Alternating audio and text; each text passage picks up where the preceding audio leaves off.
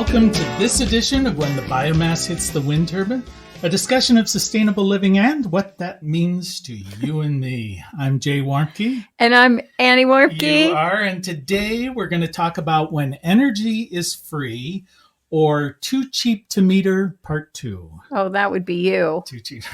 Too cheap. Too cheap to meter.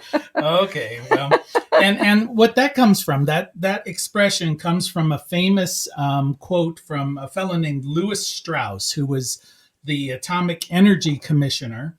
And in 1954, he said, and I quote, "It is not too much to expect that our children will enjoy in their homes electrical energy too cheap to meter, will know that great periodic regional famines in the world only as matters of history, will travel effortlessly over the seas and under them and through the air with a minimum of danger and at great speeds, and will experience a lifespan far longer than ours as disease yields and man comes to understand what causes him to age.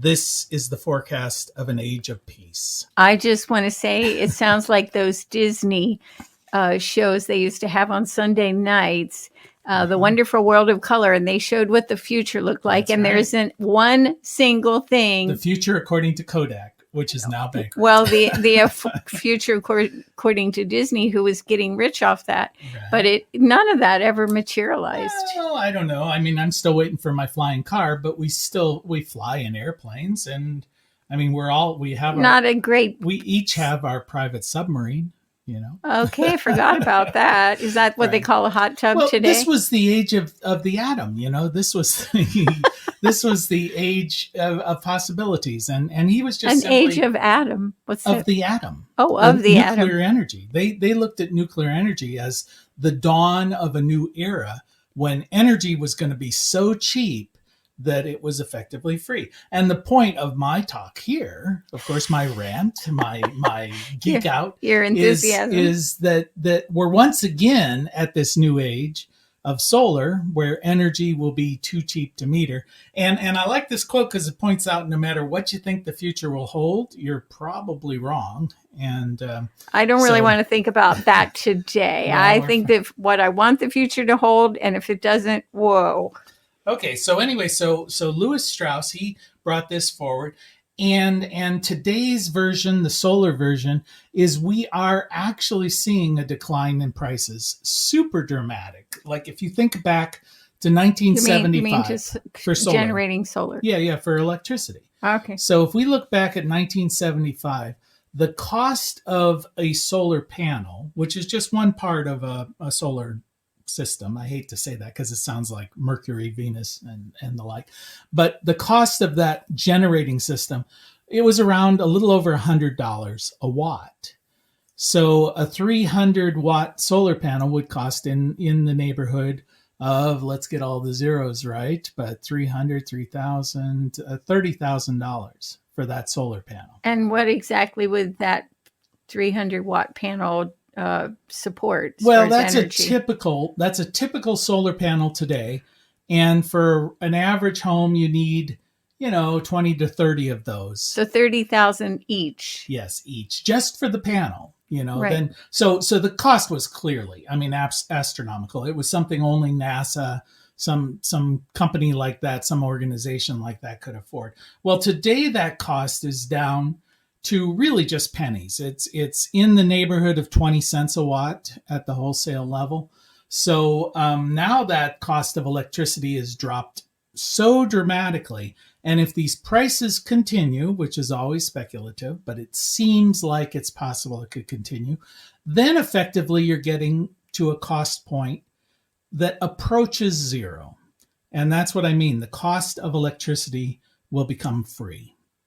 So but nothing's ever free. No, well, what's the true cost? I'm saying the cost of generating the electricity will be free, but you will pay for it. The example I like to look at is broadband. If you think about the internet and how much that impacts our life today, well, in 1998, it cost $1,200 to transmit 1 gigabyte of data through wires.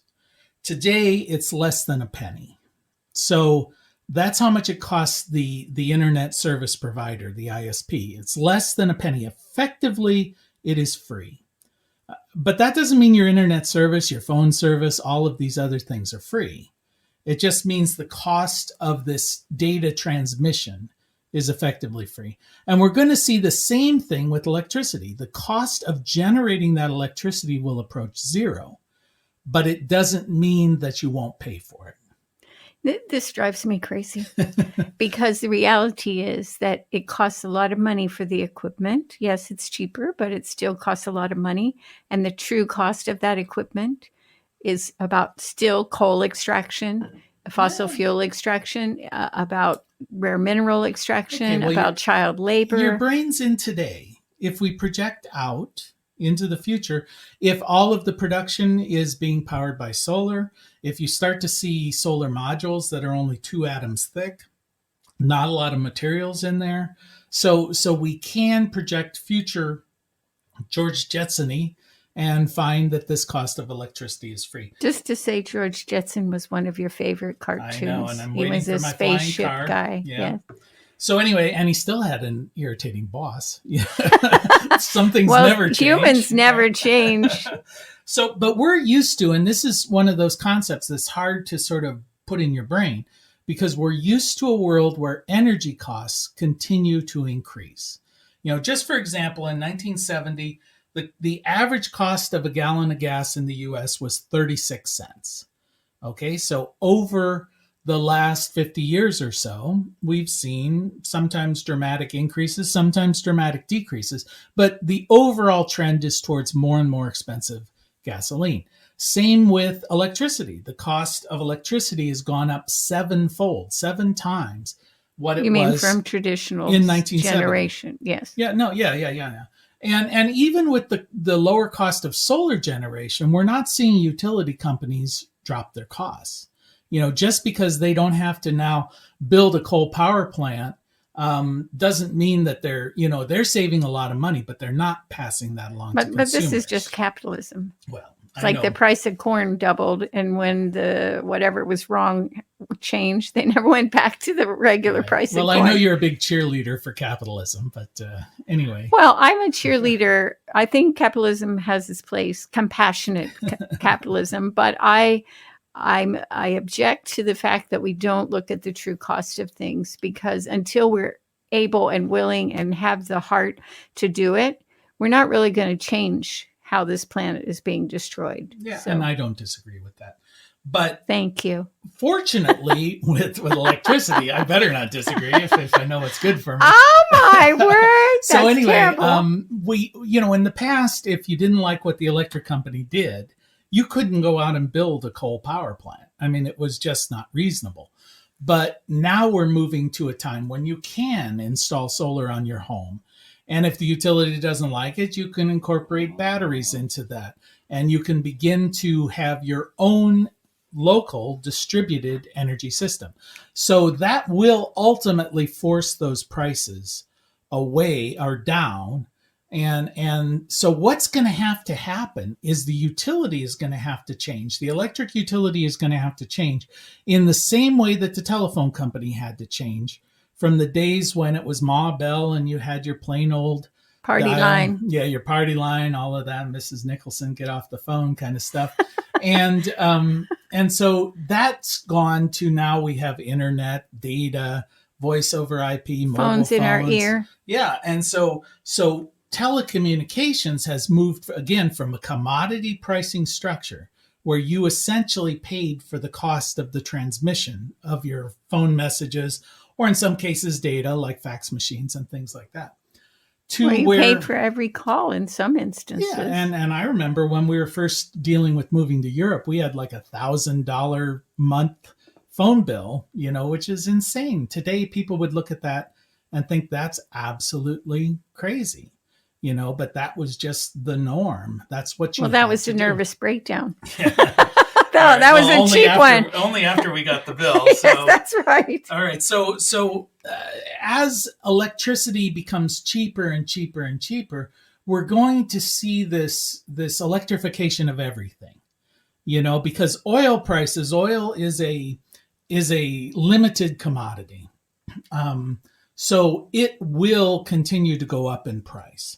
And so what you end up doing is substituting things that we were using oil for, that we can use a different source cheaper, and then use the remaining oil for things that are more expensive, like using it in manufacturing, to the chemical aspect of it, to create plastics and to create things that you can't create plastic out of solar, but you can out of oil.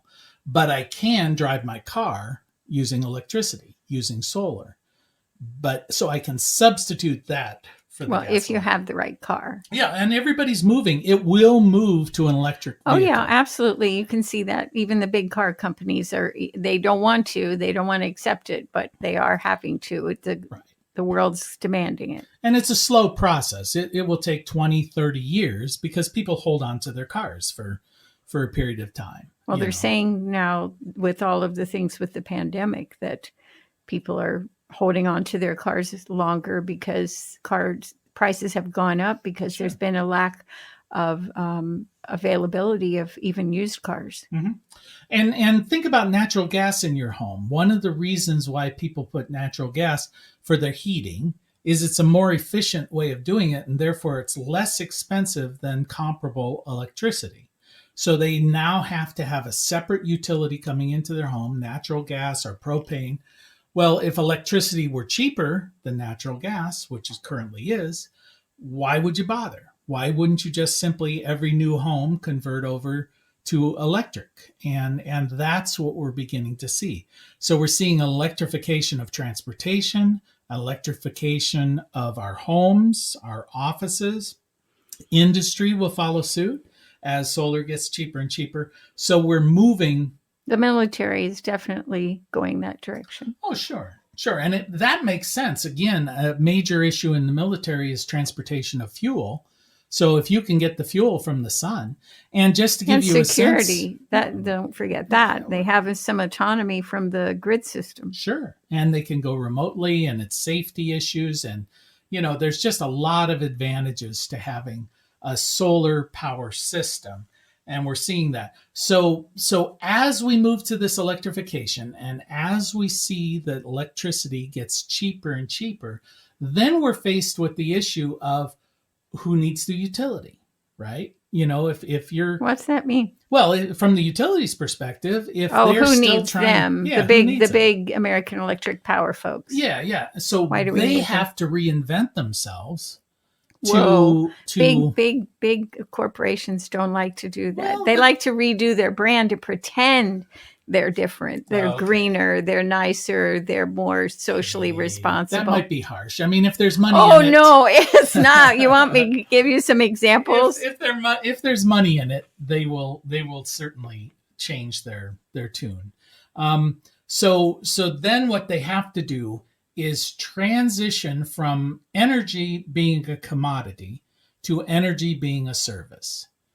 And we see that with telecommunications. Sure, we have lots of precedents. Yeah, like with the internet. I mean, think about what you pay for with the internet service that you're currently getting. You can go shopping. You don't mean currently us. You mean people who live in urban areas where they actually have broadband. So you've got the shopping, you pay for data storage on the cloud. Well, you do research. Yeah. Well, and that's just, of course, using that. Now we have... You can buy anything you want on the internet, depending on where you go, even the dark side. All right. You've got conferencing, all of the Zoom, all these meetings. Yeah. So that has basically taken over for travel.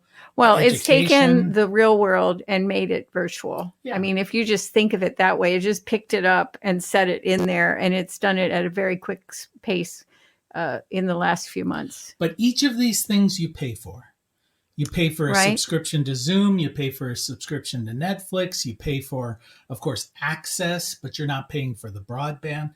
But let me interrupt myself right there just to pay for this, right? And remind everybody that you are listening to When the Biomass Hits the Wind Turbine with Jay and Annie Warmke. We want to remind you it is indeed the end of the world as we know it. And I'm not sure, but maybe, thank God, after today's show. Well, one of the things I'm going to show is there's so many possibilities with this transition of energy to services. Just as there was the opportunities with telecommunications from plain old telephone to a world of services. So if I was trying to think through what are some of these services, like if we think about energy as a service, rather than buying gallons of gas, buying kilowatt hours of electricity. Well, the first ones, of course, if we have a vehicle, Right. We that's don't electric. have to go to the gas station. Right. We don't buy gas, but we buy electricity. Right. But we just park. Charging. We put a plug into the car and we go away. We come back 7 hours later. There she is. Yeah. And currently we think of that as plugging into our car, our outlet, and paying for it. But businesses are going to provide this as a service to get some you already to be in their facility. Right. And for their employees as perks too. Right. And there's some very good reasons for that, not only to bring people to their business and keep them there for a period of time, but also then when you can get the bidirectional charging and discharging, they can use this power to do things like load leveling and to deal like a UPS, a backup system if the grid goes down.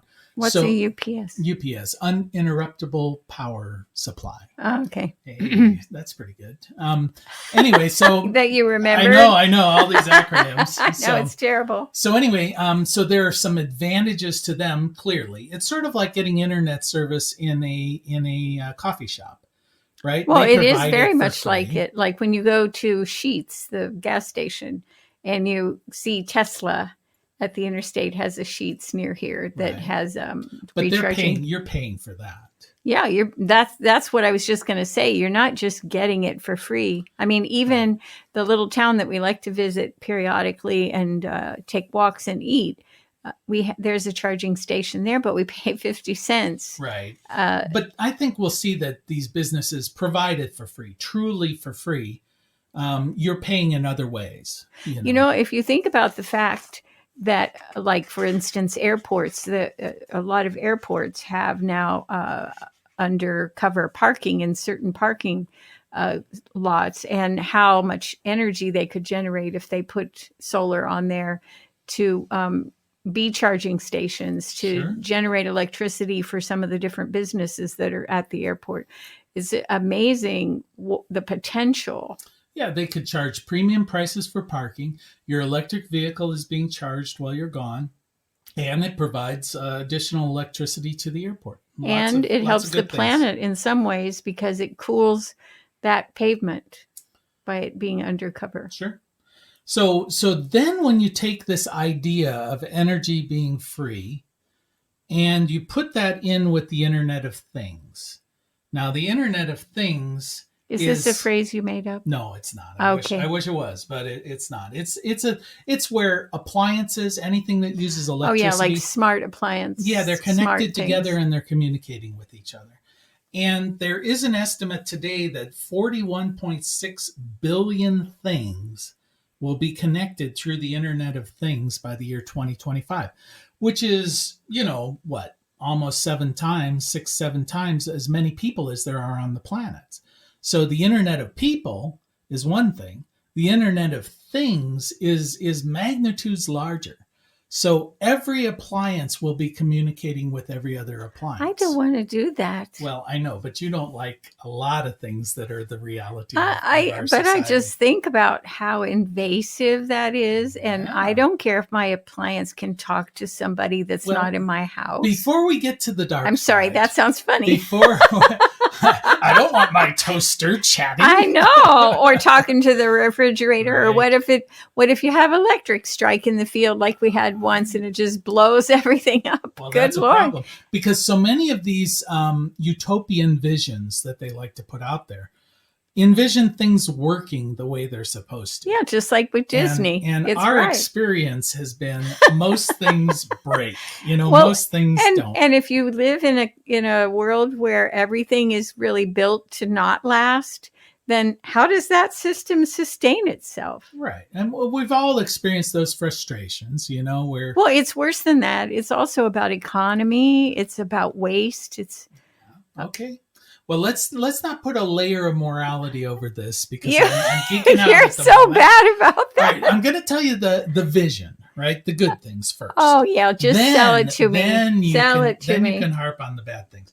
All right. So one of the things they're looking at initially, right, Okay. in the Internet All of right. Things is energy savings, right? If you can turn down your thermostat, if the utility company can turn down your thermostat when they need to conserve power rather than blacking out areas, they can simply But they've always adjust. had the ability to do that. Maybe for Little the bit. last 30 or 40 years, you could No, have they put a that was little hot thing water on heater. your, On your hot water heater. but they've been doing that with This furnaces is too. more. This is more. This Oh. is getting into the individual appliances. You can load shift. You can say, okay, I'm going to load my dishwasher. When energy is abundant and cheap, it's going to run. So it's going to kick in. It's communicating there.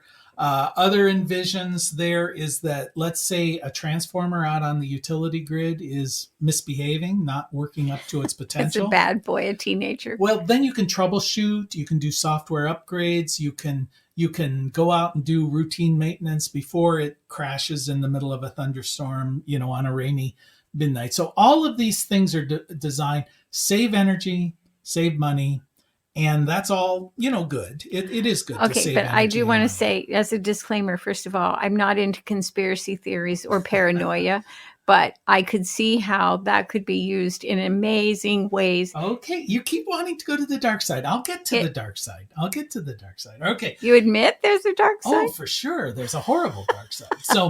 So anyway, well, you're selling this side awfully hard. Oh, yeah. So think about home security as another advantage of the Internet of Things. Yes, we're all afraid of everything. Well, and is it home security for bugs too? I don't follow. People are so scared of bugs, insects. Maybe. Okay, we'll pass right over that. So anyway, so let's assume obviously that nobody is in the home. Well, your appliances will sense that. And they could then automatically turn on your security systems, automatically go into vacation mode. If nobody's there, why are you running the thermostat? The air conditioner. It's going to think full for blast. you. Yeah. Well, another thing that I was thinking about is what about if somebody is home but has not moved for 20 hours? Okay, something's wrong, or let's say whatever number of hours. This system could sense that and call emergency, ask somebody to check up. So if you had somebody who fell down or somebody who had a stroke or whatever, I mean, these are all things that they could sell.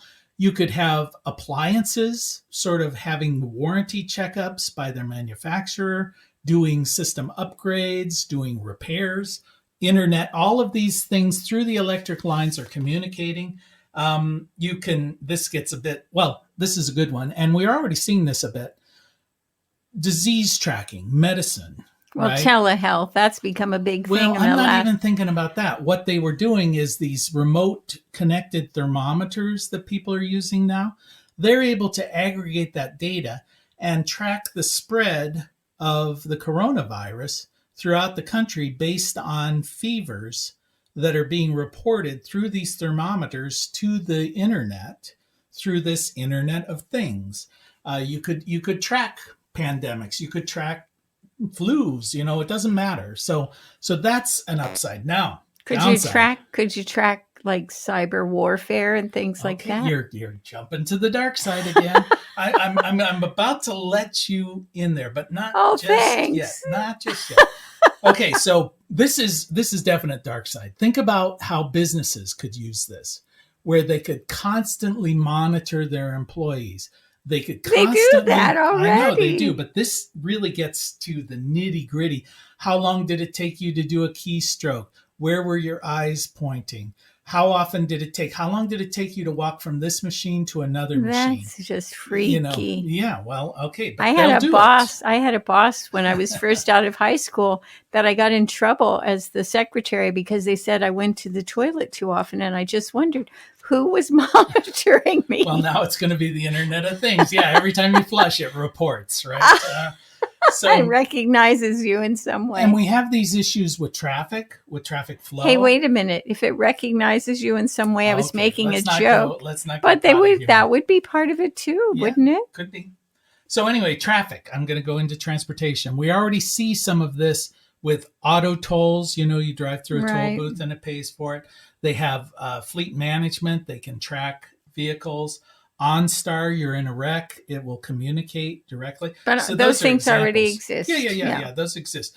But what about if they could monitor all traffic flow patterns, adjusting the lights based on traffic flow, adjusting routing, signage to direct you around backups. We have some of that with our own GPSs, but this would be a universal. You could adjust marketing. Based on your individual preference, the billboard would change to show you something you're interested in. It's almost like Facebook. Every time your car passes by, that billboard is changing. But let me just say this, that one of the things that strikes me about is that the amount of education and intelligence that's going to require to run these systems. Oh yeah, they're not going to. We're going to have to import people from other countries because our education system is so poor. Well, there's always the geeks. The downside. The geeks shall inherit the earth. So you've got other things like thinking about services, service stations, places like that. Based on traffic flow, these things could be mobile. Restaurants that are mobile, fueling stations that are mobile, based on current, absolute, actual data. And I'm going to jump now to the dark side. You leave 1 minute for the dark side. Privacy. Oh, no kidding. Out the window, right? Out the window, yes. Aren't we already there? No, I think we have a lot of privacy. Well, we are, hiding here in our Faraday cage, or whatever. But most of society posts whatever they had for breakfast and tells everybody where they are at any moment through social media. Yeah, they have their location tracking on their phone. Security is an issue. If your appliances are reporting in, somebody can hack in, somebody can manipulate that. What about cyber warfare, as you mentioned? Some foreign power could actually attack you within your home by your own electronic devices. I mean, that so we is got to not be nice to everybody. Yeah. What if they increase the voltage? Whoa. All of a sudden your home is now operating at 800 volts and things are blowing up and your house catches on fire. Those are issues. And another issue is urbanization of the world, because all of this requires a large amount of data infrastructure, and that increasingly is concentrated in cities. Because we live out in the country, we don't even have dial-up broadband. I mean, literally. And to use all of these things... we pay for it. Through the nose, yes. Yes. But so it is going to force everybody back into tighter and tighter spaces.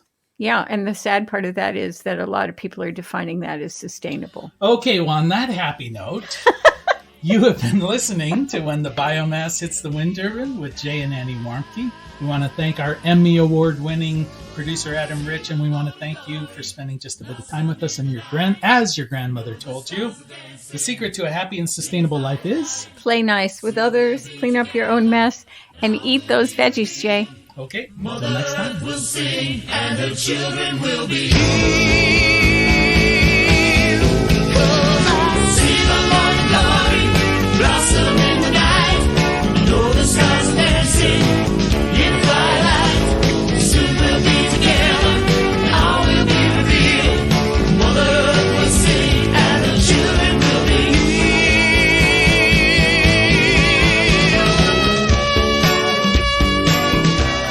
You can find more information on living sustainably in our unsustainable world at bluerockstation.com.